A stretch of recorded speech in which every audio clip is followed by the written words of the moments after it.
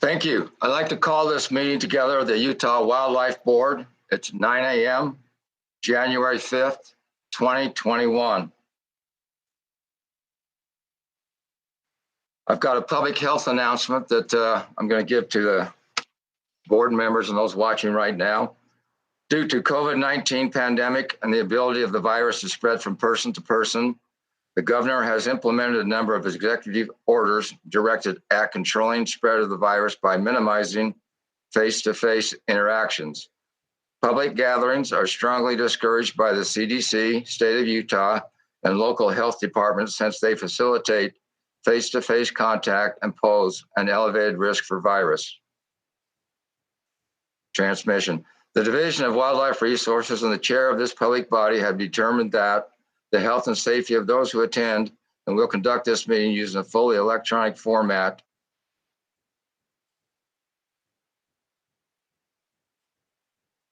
This meeting format is authorized by recent amendment to the Utah Code and executive order by former Utah Governor Gary Herbert, and will be temporarily used in place of the in-person public meetings that usually occur around the state. Anyone wishing to comment on agenda topics in future meetings or to observe this meeting may do so by logging on to the division's webpage, where instructions and links are provided.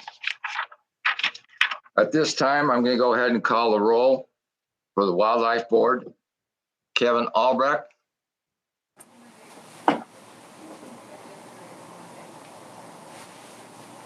Kevin left for just a minute. Randy Dirth. Yes, here. Donnie Hunter. Here. Carl Hurst.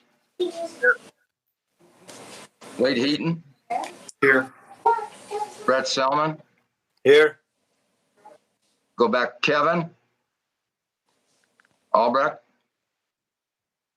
I know he was here. He was on the screen just a minute ago. I'll go ahead and do the RAC. Chairman, Justin Oliver. Yes, here. Brock McMillan. Here. Braden Richmond.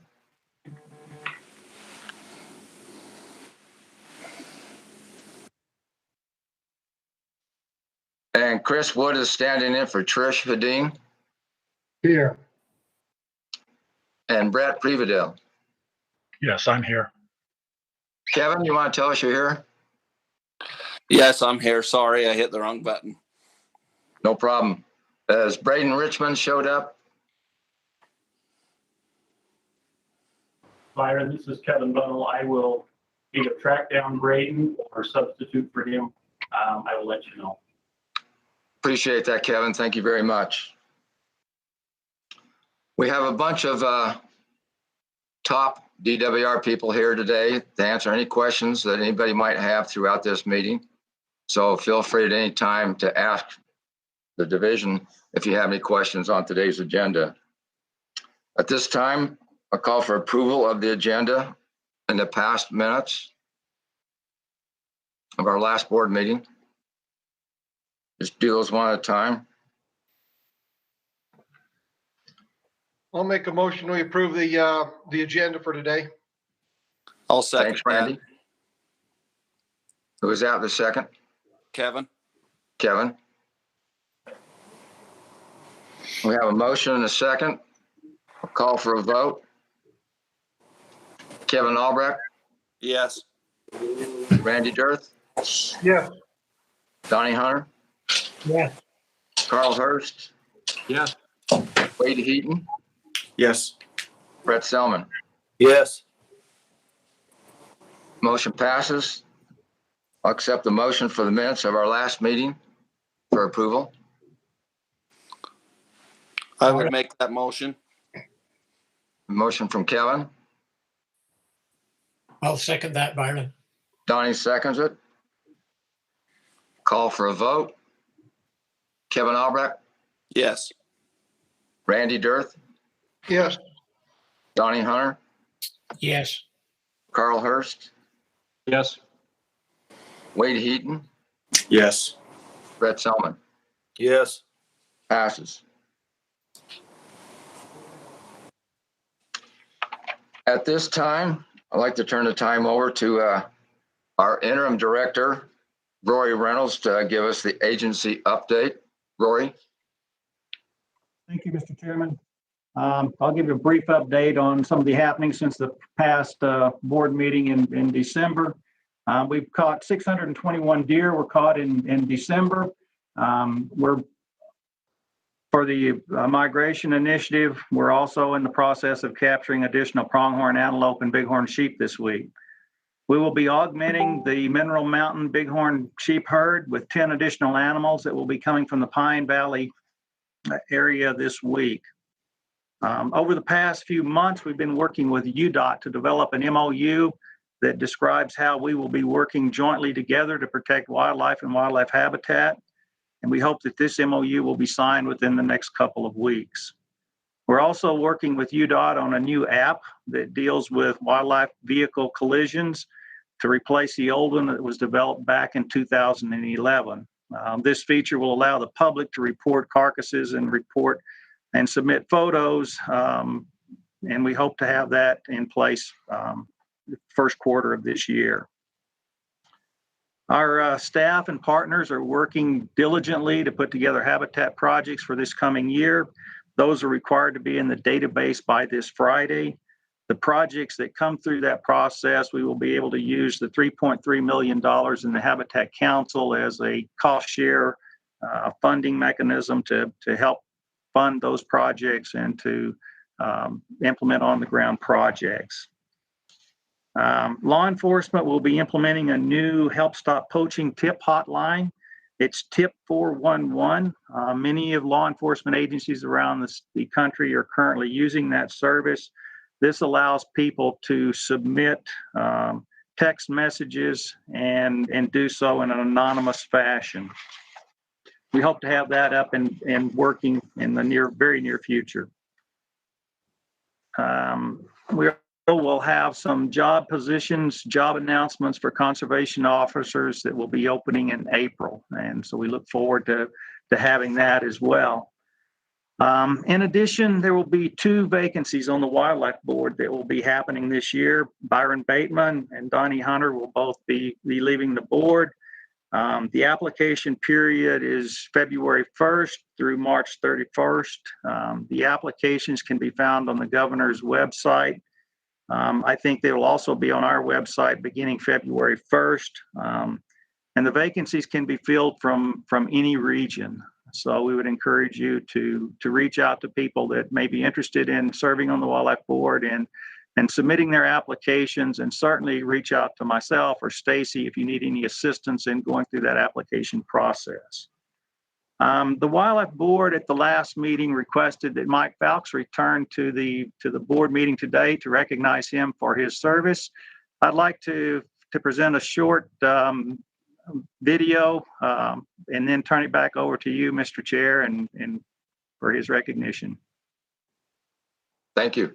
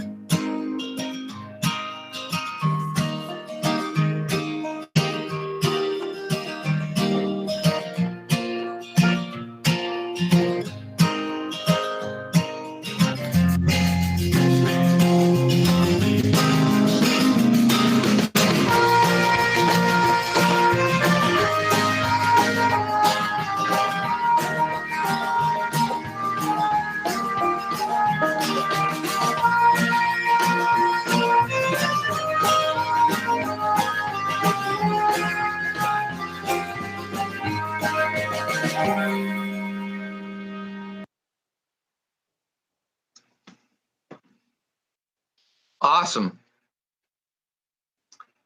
Mike, it's quite a legacy you left behind, and I'm sure you're still working on that legacy with your family. We appreciate everything you've done for the state of Utah, and we know that you'll continue to be involved along the way to help us when we need help. And we can't thank you enough for what you've done in the past, and your whole family has participated in your life and career. I say it's quite a legacy that you've got already, and it just keeps growing every day as you continue on. We miss you already. I know I do, Mike, so I wish you the best. And that pretty woman behind you, Suzette. Thank you. Hey, you guys make a big couple, I tell you. You're going to be really missed. So, Mike, you got any words of advice for us going forward? Yeah, I do. Choking up a bit here right now, but thank you for the invite back. I just need to say one thing. Interim Director Reynolds, you look good in that chair. I'm leaving the division in good hands. And I think you're all going to do great things. Based on the update that Rory gave, good things are still happening with me being gone. I need to tell you, I have my cup of coffee. I'm sitting in my memory room, and I have my latest addition to the family, Oreo. And so I'm enjoying retirement immensely right now, but I am still at the beck and call and will help out in any way I can with conservation in Utah. I've enjoyed my service with the state. I've enjoyed working with all of you. I really need to put a plug for the division's employees who did fantastic work for me over the years. I'm so proud of them. They do great things every day for wildlife. And I just want to say thanks to them. But again, thanks for the invite to come back and speak to you shortly and take a little stroll through 27 years of memories with me. Well, thanks, Mike, for you and your family, all you've done. Any other board members want to comment while we've got Mike here? Yeah, Mike, this is Donnie. I want to thank you for your service and your friendship. And if you want to come down to Southern Utah and enjoy what we have here, just give me a call. I'd be tickled to spend some time out with you again. But thank you. Thanks, Donnie. Yeah, this is Brett. Thanks, Mike. I appreciate the things you did, especially this last year. Holy cow, the places we've gone to help the deer herd because of your decisions, hard decisions a year ago has really helped us, and thank you. Thanks, Brett. Mike, if you're ever out in the Vernal area, out in northeastern Utah, give me a call. Love to have you. Thanks, Randy. I appreciate that. Mike, this is Wade. You were the very first CO I ever met as a kid. I've known you for a long time, and the thing that sticks out to me the most, Mike, is I don't know that we've ever had a director that was such an avid and accomplished hunter and angler. It makes a difference. We've always looked up to you for that, and all the things you've done in the outdoor world. So thank you for all your service. Thanks, Wade. Mike, Appreciate that. this Carl, just thank you. Thanks for everything. Thanks for your support of the board. Your love of your employees is very clear, and good luck to you and your wife on whatever path you choose from here. Thanks, Carl. Thank you. Thanks, Mike. I echo Wade's words, and I've never met a director that had more passion for hunting than you have, but also your love for the employees. But I've seen that same love that you have for your employees. They speak very highly of you and have an immense love. So from the Wildlife Board, we truly will miss you and thank you. Thanks, Kevin. I appreciate that. I did forget one very important thank you, and that's she's right here behind me. I would not have been nearly as successful without Suzette by my side. When I was out working in the field as a CO, she was answering the phones, and then she turned that into a career because she knew all the answers. I just love you, Sue, and I appreciate all you did for me during my career to help me get to where we did. It was teamwork. Yeah. You're an awesome team. There's no question about that. Thank you. Anything else from the board? Mike, I'm just glad I saw that red shirt when you first started out there. I'm glad you left Wyoming and came to Utah.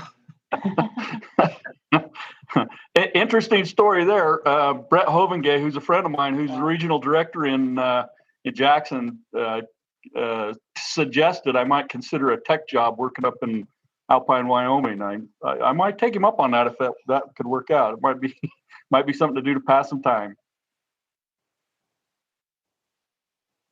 Thank you for all your time and all your service. Thanks, everyone.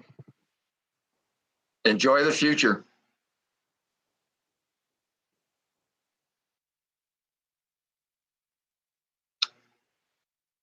Yes, we'll move on to our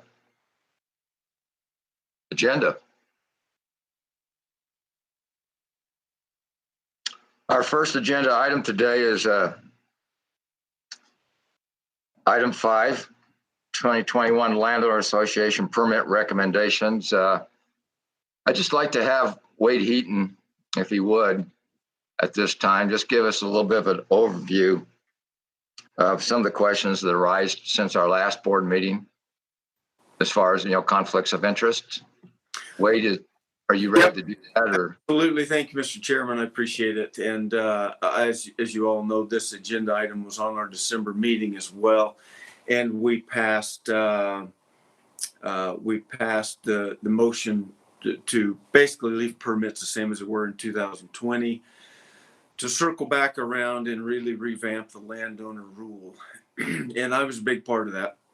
And as I mentioned then, I had a lot of concerns from landowner associations. I had a half a dozen or more associations contact me about some of the proposed changes. And as a matter of fact, none local, none that I knew. These were all central and northern region LOAs. And the proposed changes would have made some significant changes to the current program. I just felt like the timing of it wasn't quite right. And so what I said in December at the meeting, I'll let that stand. But I was a big part of this. I made the motion and I did vote on it. And I have done that. I've always recused myself from CWMU action items and motions, but have not on the LOA. And here's my reason why, Mr. Chairman. And I just want to bring it up for a point of discussion as a perceived and potential conflict of interest. And we can, do with it what you feel like's best, Mr. Chairman. But so I don't have any direct involvement or interest in an LOA. My extended family owns a company that has some small involvement with an LOA, and that involves a lot of aunts and uncles and second cousins, and you know how family corporations get, they all own shares in an entity. I do not. My father does own a small share in that entity. And so I did not feel like that was a direct conflict for me. But as all of you know, conflicts of interest are, as long as there's not a direct conflict and a financial interest from a motion, or it's kind of up to us. You know, where do we want to draw that line of a conflict? And I think it's a great discussion for all the board to have. We all have some conflicts at some level, even though they might be very small. And as a board, I think we need to be very careful in that we just stay above reproach, and that we keep things very clean so that the public can have the utmost confidence in the decisions of the board. So that is a primary reason why this has come back, this agenda item, so that we can talk about it. Anyway, I just want everyone to be very comfortable with where I'm at. I think to err on the side of caution, I probably will recuse myself from the vote on this round, as we, you know, for this agenda item as we talk about it. But I do want to declare those conflicts right now, and should have at the last meeting, or even if they're perceived conflicts. Anyway, any questions on that, Mr. Chairman? Any questions from the board?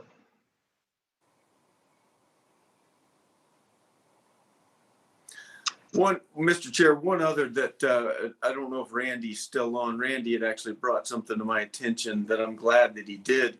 Apparently my name was on a contact for one of the LOAs, and it was erroneously on there. I actually don't have any involvement with that LOA.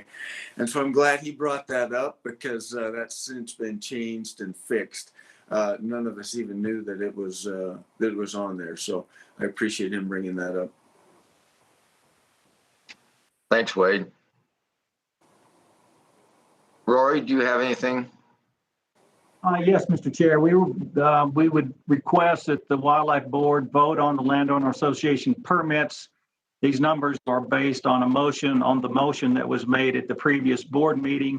I will turn the time over to Chad so that he can present those numbers, and then the board can take the appropriate action. Thanks. Yeah, thank you. Let me get. I'm going to pull this up so we can all look at it. Okay, so hopefully you can all see that screen. Let me know if I need to zoom in or anything.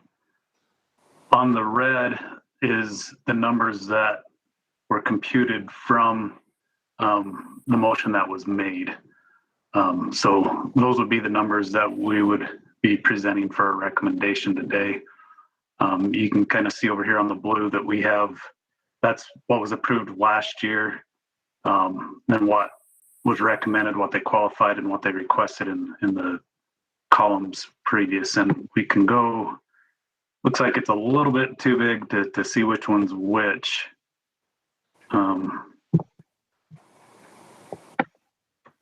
But yeah, so I don't know, are there any questions about these numbers or comments that I can help answer? Any questions from the board?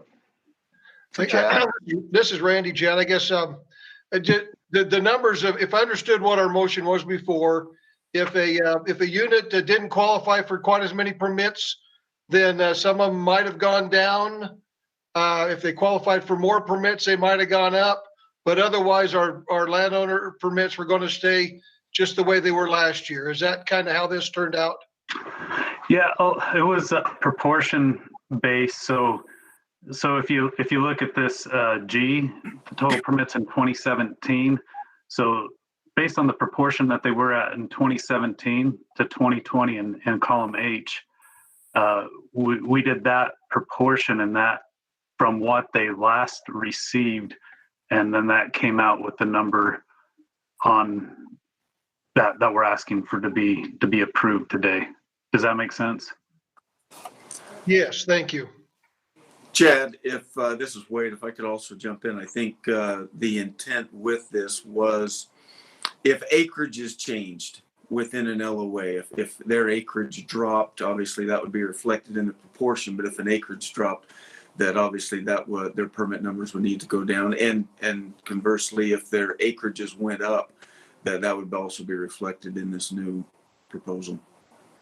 Yeah, exactly. And you see, we really only found one that had any significance, and that was that San Juan Bull Elk. And that's why in K where it says calculated permits of 5, that should be 6 based on the recommended and qualified for. So that is one. Well, it was the only one that we found with that exception in it.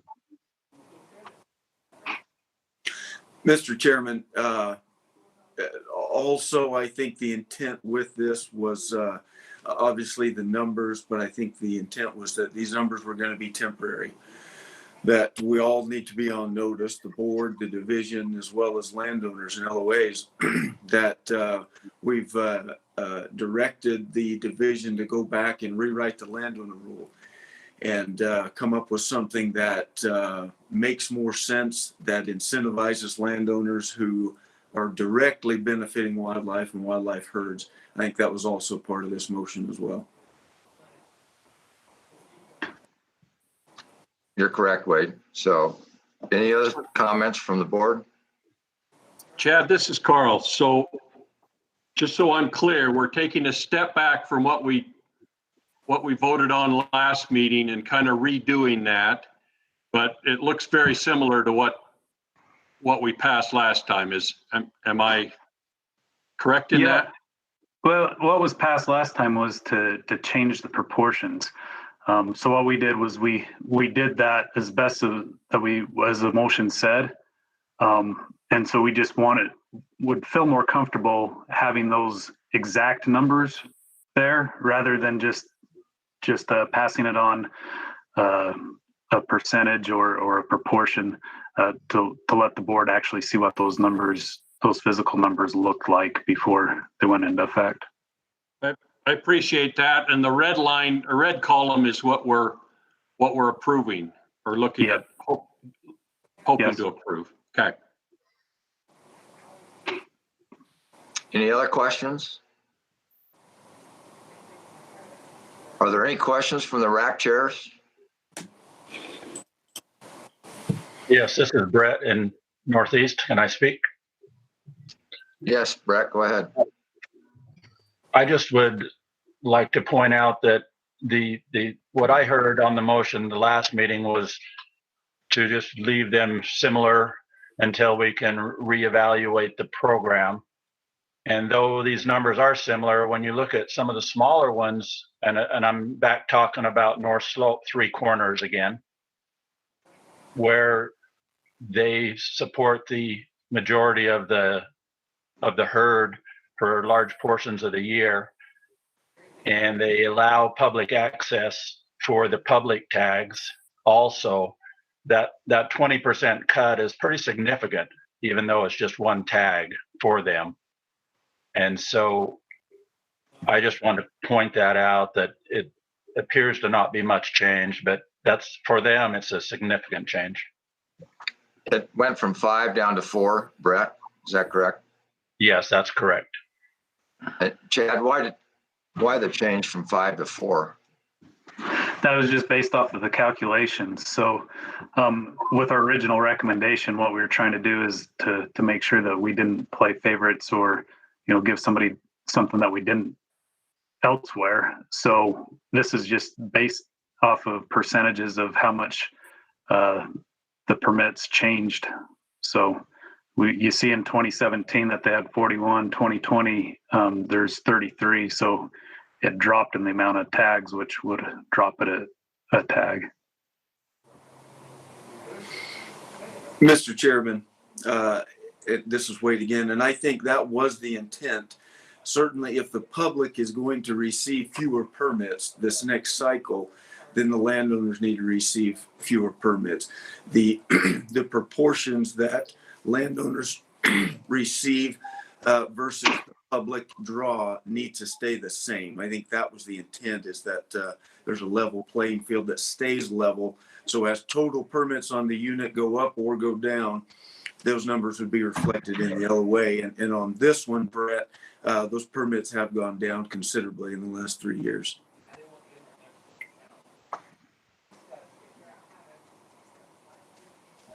Any other questions for the board?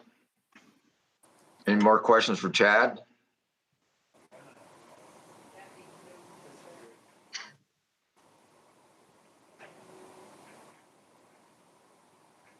Hearing none, I'll call for a vote. Chairman, this is Carl. I'll make the motion. I'll make the motion that we approve the new numbers that we've seen, the actual numbers in the red column for board approval. This is Thanks, Randy. Carl. I'll second it. Thanks, Randy. We have a motion and a second. I'll call for a vote. Kevin Albrecht, Yes. Randy Dirth, Yes. Donnie Hunter, Yes. Carl Hurst, Yes. Wade Heaton. I'm going to recuse myself from this vote, Mr. Chair. Thank you. Brett Selman. Yes. Motion passes 5, 4, and 1 recused.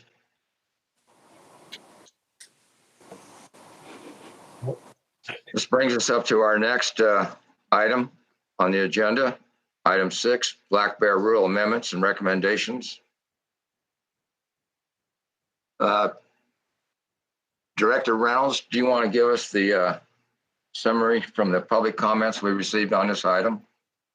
Yes, we received 10 public comments through the online method. There were 6 opposed, 2 neutral, and 2 supported the recommendation. Any questions from the board members?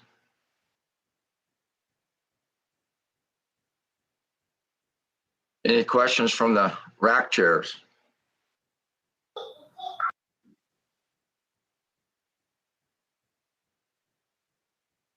Hearing none, we'll go ahead with the RAC motion summaries from the RAC chairs. Justin Oliver.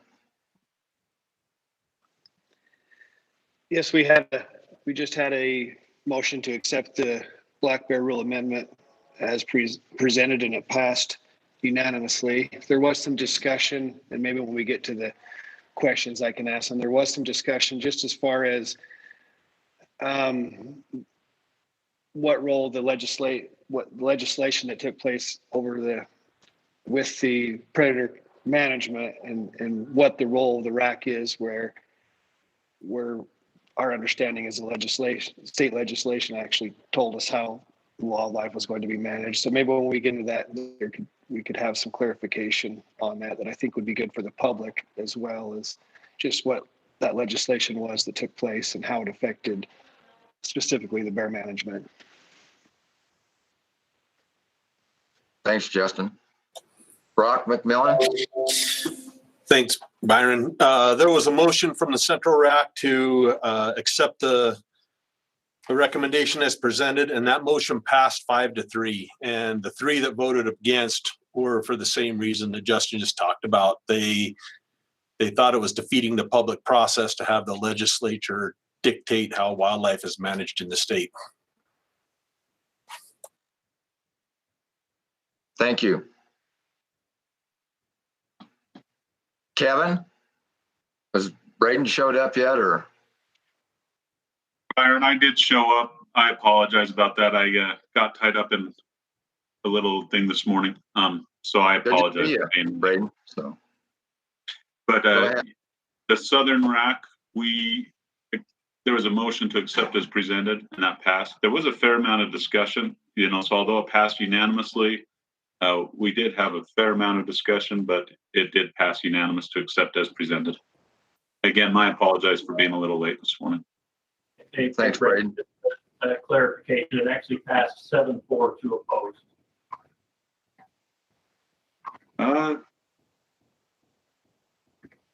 Okay.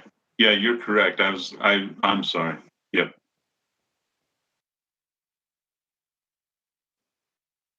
Thank you. Chris Wood? Yeah, the Southeastern region passed the division's recommendations and it passed unanimously. Thanks, Chris. Brett Prevadell? Yes, the Northeast region had discussion also about the legislation, also concern about some of the herd objectives on the deer, with the effect of them that they may put nearly the entire state into a liberal harvest category for the bears. We discussed that with the biologist at length, and then ultimately passed the recommendation as presented 5-1. Thanks, Brett.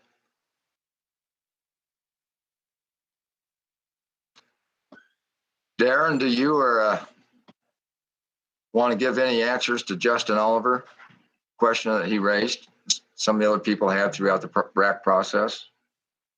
That was a common theme. I think all I would say is that the way that the state is set up, the legislature certainly has the people's. They represent the people that vote for them, and so they ultimately have the authority to make to enact code, and so we were part of the process, and we feel like we landed in a good place with that legislation. And so what we're doing today is to just make sure the plan reflects those changes. Thanks, Darren. Rory, do you have anything you'd like to comment further on that? Or? No, I think that Darren hit the nail on the head. I mean, the reality of it is the legislature has the authority to enact code, and while we try to do what we can to go through the public process, that's a public process as well. And we've worked very diligently through that process to try to meet their expectations and the public's as well, and we will continue to do so. So I think we're in a good spot at this point in time. So, thanks, Rory. Does the board have any further questions or discussion on this item? Yeah, Byron, this is Donnie. Before we get too far here, I wouldn't mind having Darren maybe go over our 2020 harvest and any problems that we had, make sure we're following our plan the way we set it up and everything's working just fine. Just kind of a quick review. Yeah, we did see an increase in harvest over last year, a slight increase. Let me just make sure I'm looking at that real quick. So again, we're in the third year of a 3-year cycle. So next year we'll be bringing recommendations and for permits and seasons again on the next 3-year cycle. But we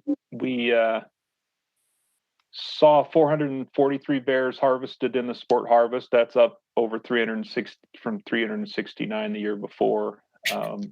We saw some increase in success rates. This was a weird year, obviously, with COVID, and some of our most popular bear units were in counties in the spring that restricted travel, and so we did see a fair number of permits surrendered.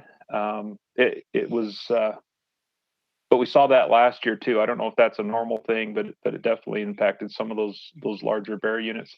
But at the same time, we saw success increase, and so we didn't see a lot of decline in harvest on those units, in spite of the number of hunters that didn't go or couldn't go. So we were pleased to see that keeps us on track for the management objectives we had in mind. And the units we're talking about are the Book Cliffs primarily, and the La Salles and San Juan in southeastern Utah. Anything else, Donnie, that you're curious about there? And obviously next year you'll see a 3-year summary of the last 3 years when we present recommendations, but I'd be happy to answer any other questions you have on that this year. What about problems? Did we have? We always have, we if you recall last year, we had some proposals for the La Salles, and that's just a really popular unit. And it seems like in spite of the travel restrictions, it still draws a lot of folks. I know law enforcement really scrambles down there just to make sure that everybody's playing by the rules, and they do keep track of what's going on down there. But other than that, I don't have any on my radar. I know that's probably something, well, certainly something we'd want to look at as part of the recommendation cycle next year to see how that's going. We did pass some restrictions for pursuit for non-residents down there. We've only had 1 year of those regulations in place, and so we'll definitely want to look at that as well and just see how that's going, if it's going as intended. Great, sounds good. What about our problem with livestock and predators, bears? We did see an increase in bear incidences, and an incident is just when a producer calls us and say, "Hey, I've got a bear," and Wildlife Services checks those. They're the federal agency that we work with to handle that. And so an incident is just anytime they confirm a bear has killed livestock. But we also saw a decline in the overall cost of that damage. So even though more bears, or we had more people call, they didn't kill as many or do as much damage. And that damage figure is like a 3-year trend. So it's been going down the last 3 years, which is a good thing. So there are some hot spots in the state, and that's certainly something we look at when we're looking at permit recommendations to see if we can help out with that. We also passed in the rule the ability for landowners to get depredation permits if they're experiencing bears getting into their herds. So in addition to the Wildlife Services help they can get, they can also get a permit to address that themselves. Sure, thank you. Sounds like we're on top of everything, so appreciate your hard work. Sure, thanks, Donnie. Darren, this is Carl. Do you have any information on our female harvest? How that? Yeah. So we calculate that on a 3-year basis, but let me look and see what the trend has been here. So the last 3 years, female harvest has been in the high to mid 30s, so 38% in let's see what year that was, 2018. Sorry, I'm trying to align my graph here. Yeah, 38% in 18. It was 26% in 19 and 34%. So it's trending down.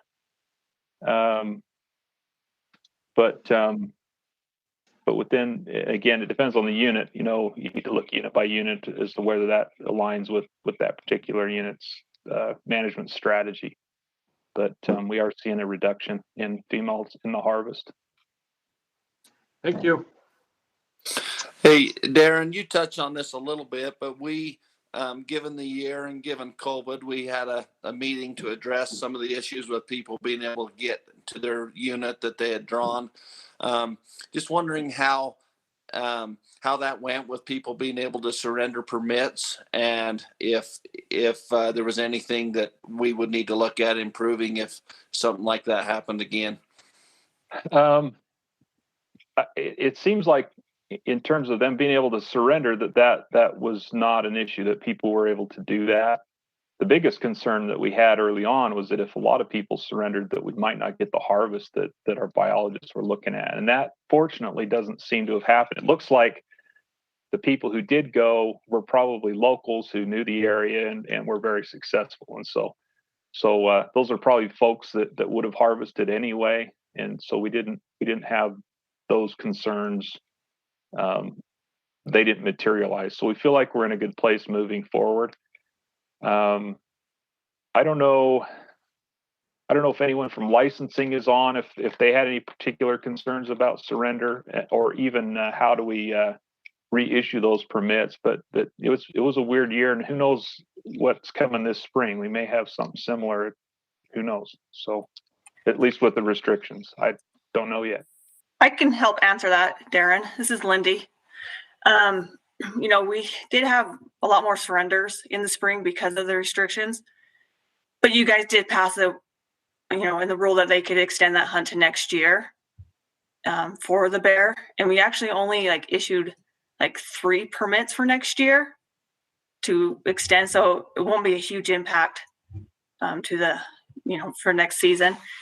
And people for surrendering, it's been really well for all species across the board surrendering. People have been turning their permits in, they've been planning. So I don't see anything that we need to change as of right now. But that's, from my standpoint, we've been actually down on surrenders, especially in big game, because of our rule changes that we made last year. People are going out and going hunting. Our cells are up, our apps are up. People want to go out and hunt and fish. Lindy? Thank you. Lindy, on those returns, are any of those reissued? So we had 3 people apply for a variance. Is that what you mean, or do you like reallocations? Reallocation. We tried, but the spring ones we didn't reallocate because of the closures. Because we couldn't reallocate them to someone that you can't go to. They shut down the forest pretty much. So the spring hunts we didn't reallocate, but the summer and fall we did. If they surrendered it, we did reallocate them back out.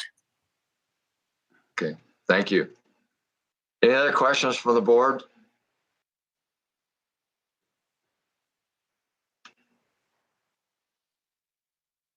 If not, I'll call for a motion on item number 6, Black Bear Rule Amendments and Recommendations.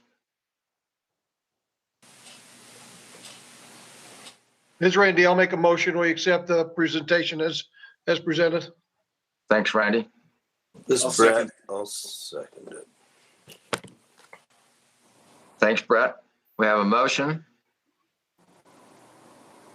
and a second. Call for a vote. Kevin Albrecht? Yes. Randy Dirth? Yes. Carl Hurst? Yes. Wade Heaton? Yes. Brett Selman? Yes. It's unanimous? Byron, that's a yes for me too. Thanks, Donnie.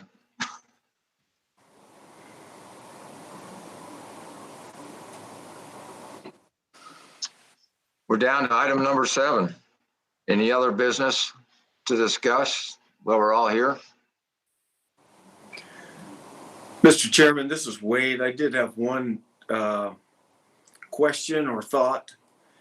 I've just got a lot of feedback from sportsmen and from the public. Obviously, we're all pretty frustrated with the pandemic and how that's impacted our lives.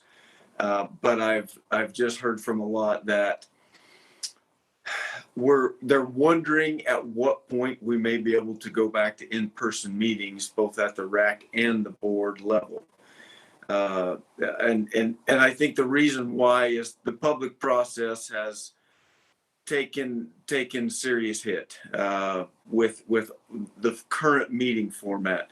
And don't get me wrong, I like the commute for these meetings as opposed to what it used to be, but no question about it. The public process has taken a serious hit, and the quicker we can go back to regular meetings, I think it will help that process. So I guess given the government or the governor's current orders and our maximums, do we think that we could start having meetings? If not, maybe when? Rory, do you want to tackle that?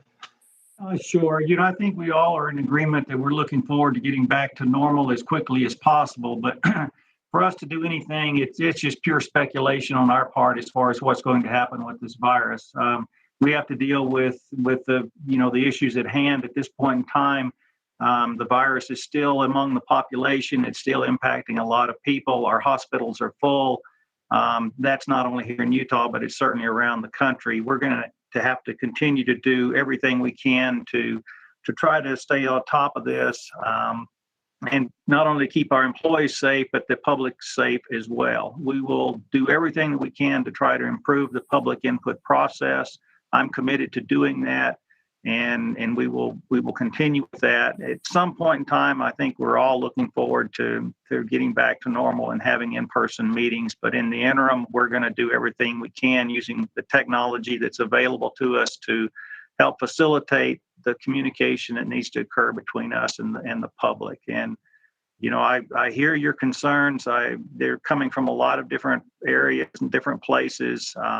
We acknowledge them, but at the same time, we've got to deal with the realities at hand. And how long this is going to last, I don't know. Vaccinations are certainly going out, and I think there's light at the end of the tunnel. But I hope this summer that things will be different than what they are right now. But I'm certainly open to any suggestions that any of you may have as far as how we can work together better. I'm committed to working with this board and doing everything I can to facilitate that exchange of public input and to help this board in its challenges ahead. So, Rory, this is Carl. I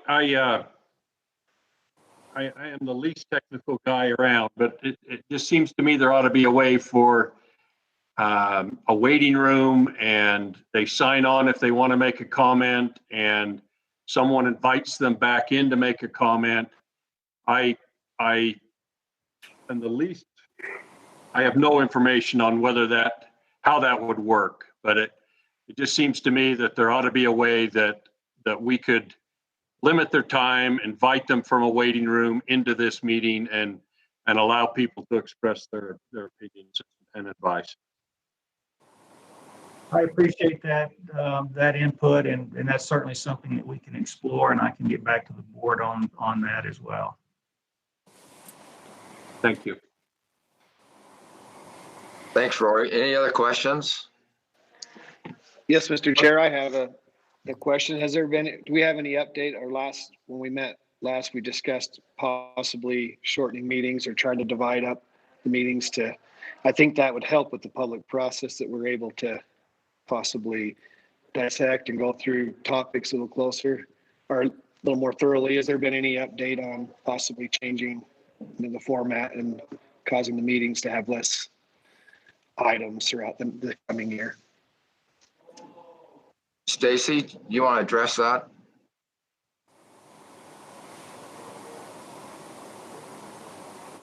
Sure. I'm sure what you're talking about, Justin, is like that we have one meeting this time. The last time we had a 7-hour meeting prior to this. So, Stacy, you're working on that?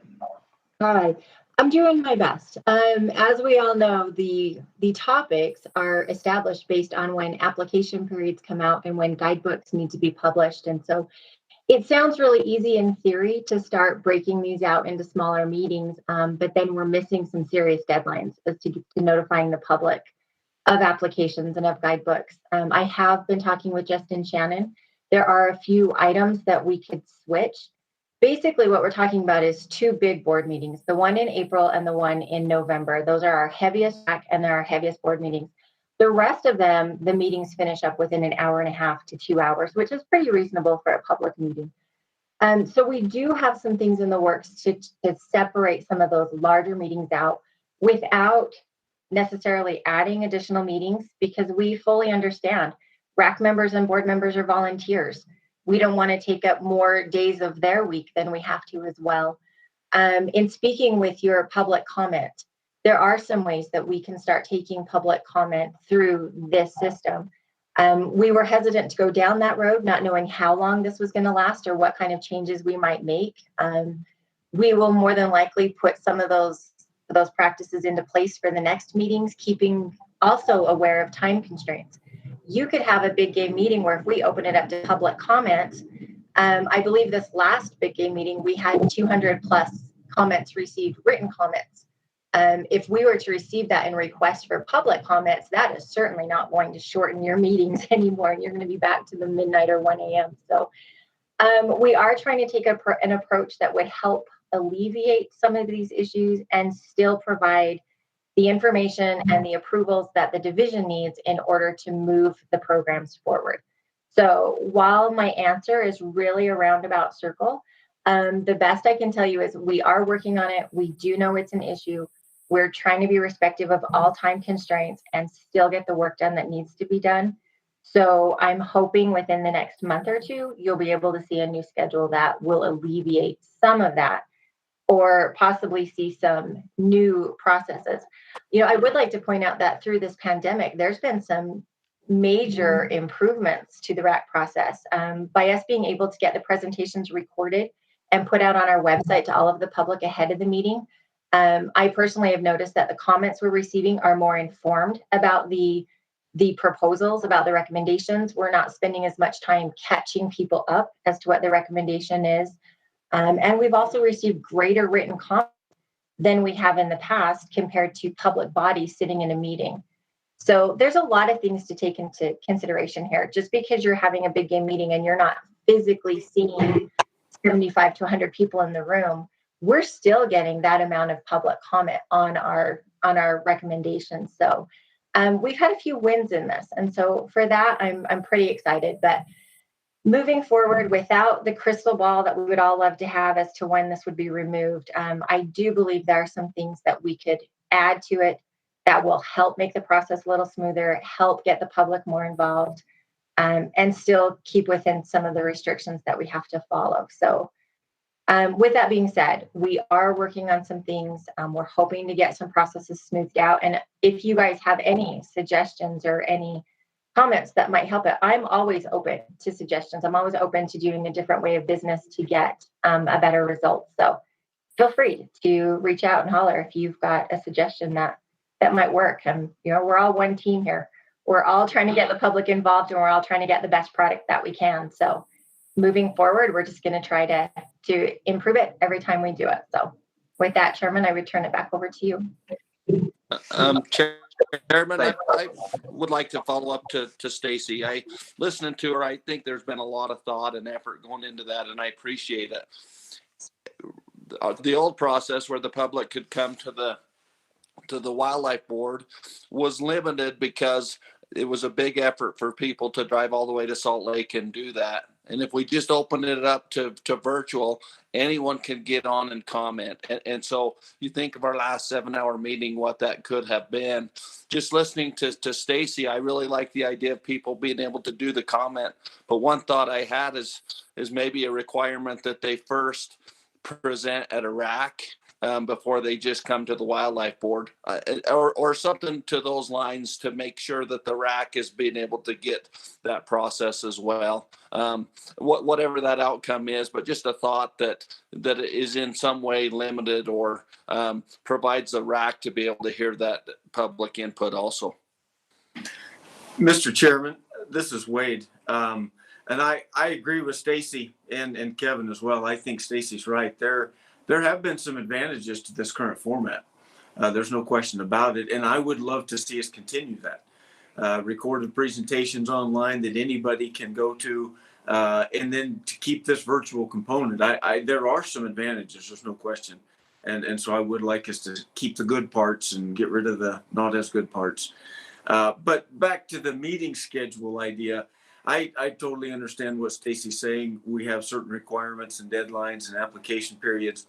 And my thought was more, I honestly don't care how long our meetings are. I don't care if these meetings last 3 days.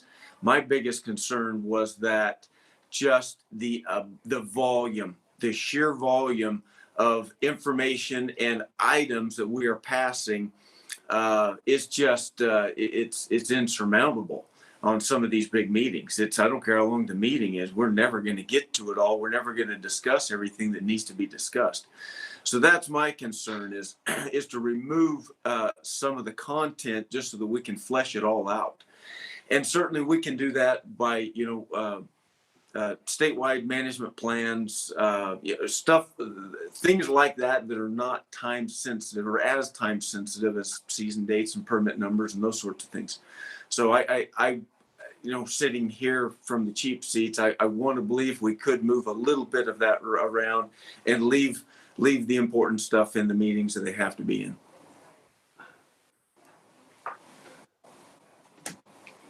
Anybody else? Mr. Chairman, could I make a comment on this or a thought? Go ahead, Braden.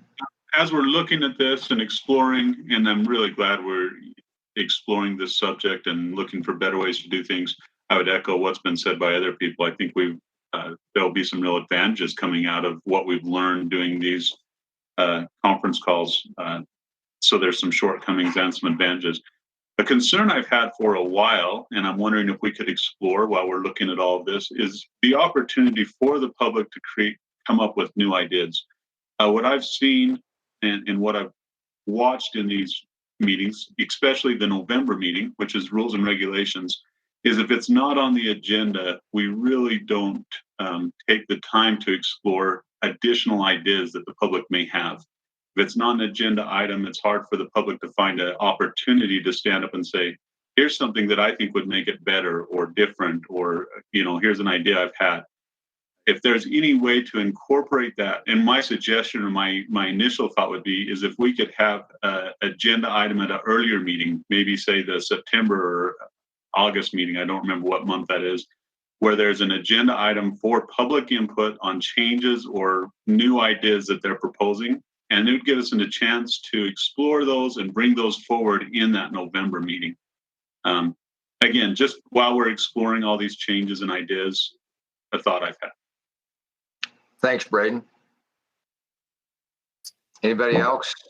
Mr. Chair, this is Justin Shannon. Can I speak to Braden's comment? Go ahead, Justin. I really like the idea of ensuring that we have an avenue for good ideas to improve our wildlife management to be presented and heard. And the one piece of feedback that I've received recently is that it feels like our management plans are being devalued a little bit. That when we write a management plan and we get a diverse committee together and work through how are we going to manage this resource for the next 5 or 7 years, what does that look like, and how can we compromise among the various stakeholders and make sure that we have a plan in place and it's clear, we have clear direction the next 5 or 7 years, what hunts are going to look like and those types of things. And the feedback I've gotten recently is it feels like we kind of varied through some of that there's ideas and committees haven't discussed it and they're brought up and then they're voted on quickly. And I agree. I think there's got to be some middle room to improve our management when it's appropriate, and then also make sure that those management plans have integrity and that we're following them as much as we can, because there was a lot of thought and effort that went into those. And so, Braden, I would say we rewrite our big game management plans. I would say it feels like every year or every other year we're working on one of them, a component of it, whether it's pronghorn or deer or elk or whatever it's going to be. And I think that is an area that we could do a better job of making sure we get all the really good ideas, put them in there. And so that way it's clear. The one thing that I've heard, and I guess a little bit as a chief, is just fatigue associated with change. People don't know what we're doing. And they're like, every time I look at the guidebook, there's 4 or 5 different changes in it. And I can't keep up. And so I think we have to balance the good ideas that are available and out there by the public, and I believe they have them, with consistency and steadiness and making sure that we're changing at a rate that the public can keep up with. So I just wanted to include that as well. But Braden, I love your point, and I think if we can do better with that, we should. I'd like to add to that, Justin and Braden. I appreciate, Braden, you bringing that up. I think of 2 processes where it did come from the public. One was the unit by unit management for mule deer, and also the archery bison hunt. But both of those took a lot of effort from the public to go to every RAC. They didn't have an agenda item, and the Wildlife Board listened to those. But I do like the idea that Braden has, that we have a meeting that's maybe not as long, where we could hear some of those ideas. What we do know, that we'll probably hear some of the ideas that we've heard a lot of times, like the 3-pointer better or different things, that will probably just be an education piece where the division will have to educate the public that we have looked at that. There are studies on that. But at the same time, I really like the idea that Justin is saying, that there is a place for those ideas to go. Maybe it's not that the Wildlife Board act on those every year, but that maybe they go back to the elk committee or the mule deer committee, some of those committees that are looking at new ideas when that comes up. I really like that idea. So thank you. Kevin, do you want to give us any updates on the action log? Maybe some of this stuff could, go there. Hey, Byron, maybe let me just mention one thing before you get to Kevin and that action log. Okay, Donnie. I'm concerned with our, what's going on with our weather and everything with our wildlife, and our big meeting coming up in April. I'd maybe like to have another working meeting before that to go over where we're at, where our deer is, and if there's something that we need to jump in and maybe change a little bit, because we're on some pretty tough ground right now. And I think we could do a better job of managing our deer if we got to jump on it. And that's what we need to do. We need to be able to react a lot faster than we've been. And I'm thinking a working meeting would iron some of that stuff out so we could get in the right direction come April. Stacy, Justin, you want to comment on that?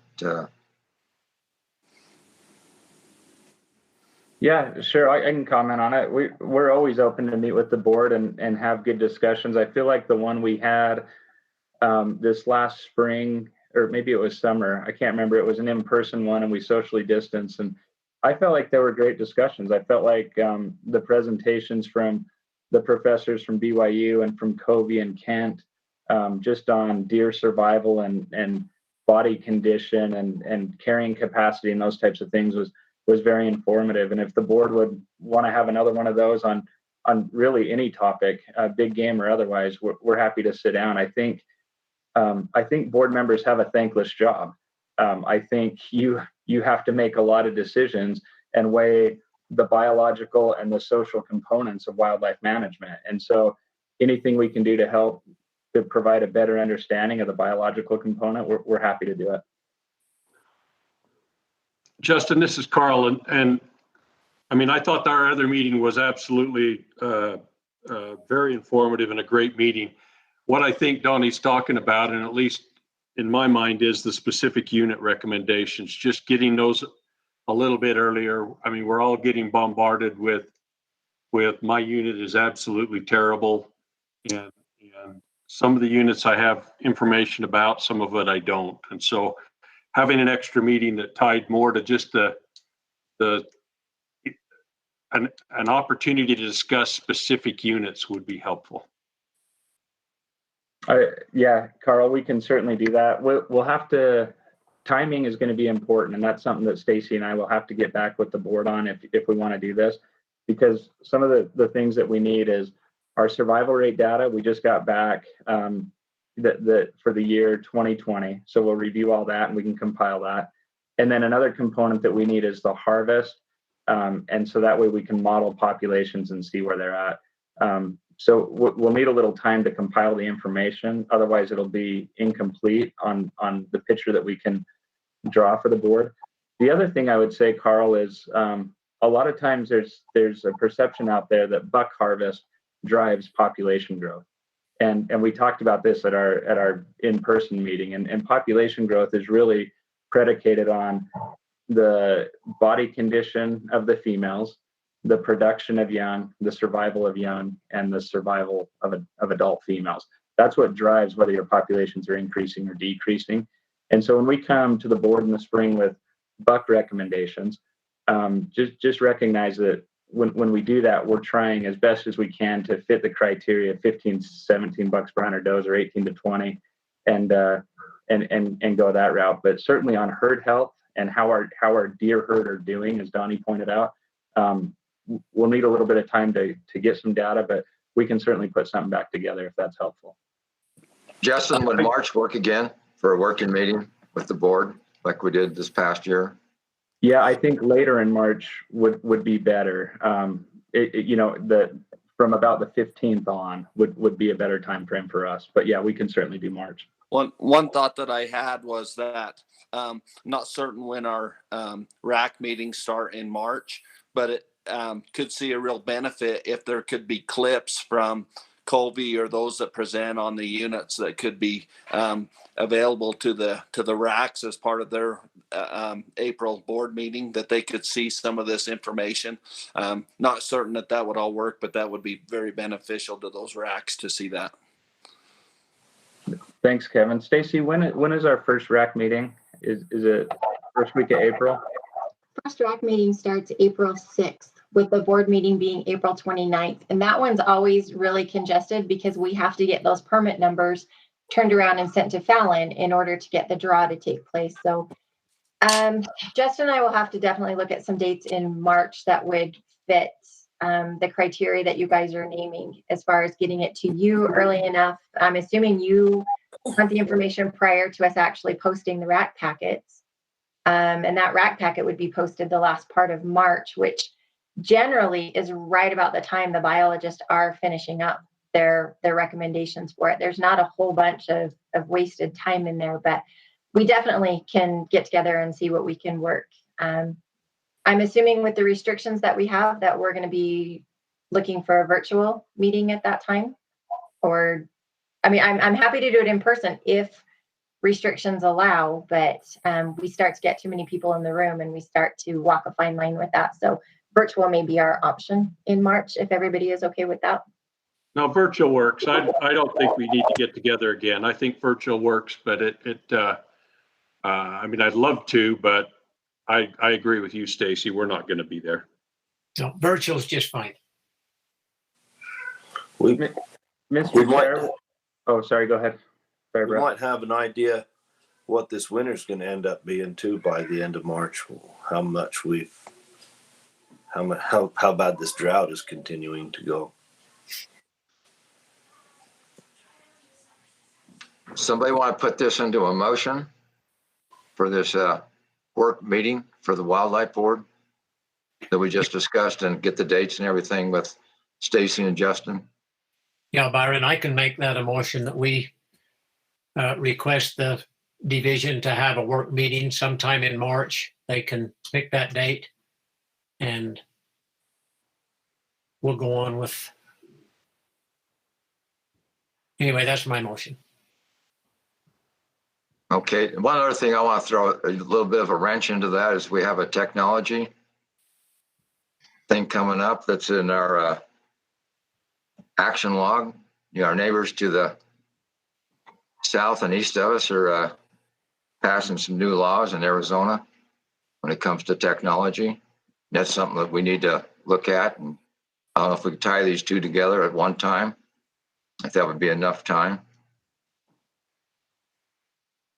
Mr. Chair, one thing that might be beneficial is if a motion's passed, and even if a motion's not passed and the board wants to meet with us, we're happy to do it anytime. But the thing I would say is maybe as Stacy and I work on setting a date and figuring out a good window to where we'll have the information that'll be beneficial and give us time to present that to the board. And then we come back to the board for topics. So that way we can, and it doesn't have to be big game. It can be any topic that the board wants to hear.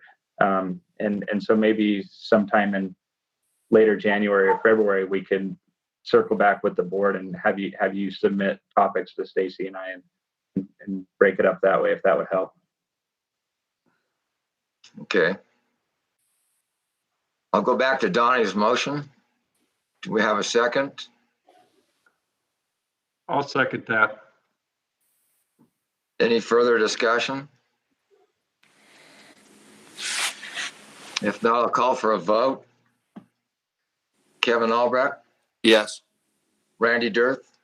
Yes. Donnie Hunter? Yes. Carl Hurst? Yes. Wade Heaton? Wade? Okay, we'll skip Wade and go to Brett Selman. Yes. Apparently Wade's left the meeting. I know he has some prior commitments, so he probably has left, but motion passes 5 in favor and we'll excuse Wade. You get that all down, Stacy? Any other business? Byron, you did ask about the action log. So we did have an action log item where we requested that Colby look at technology, and that would be presented to us in the spring of 2021.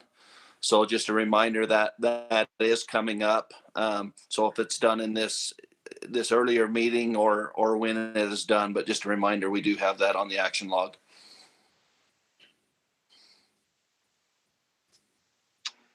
We tie that into the agenda on this work meeting, Kevin, or I think once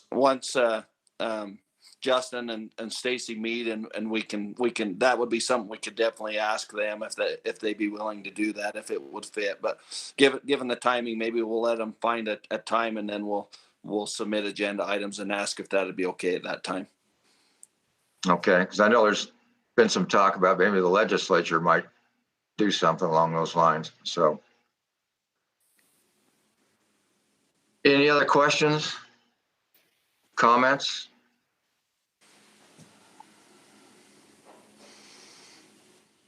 If not, I'll ask for a motion to adjourn. I would make that motion. Thanks, Kevin. Do we have a second? I'll second it. We have a motion and a second. Roll call. Kevin Albrecht, Yes. Randy Dirth, Yes. Donnie Hunter, Yes. Carl Hurst, Yes. Brad Selman. Yes. Motion passes. We're dismissed. Thanks, everyone. Stay in touch.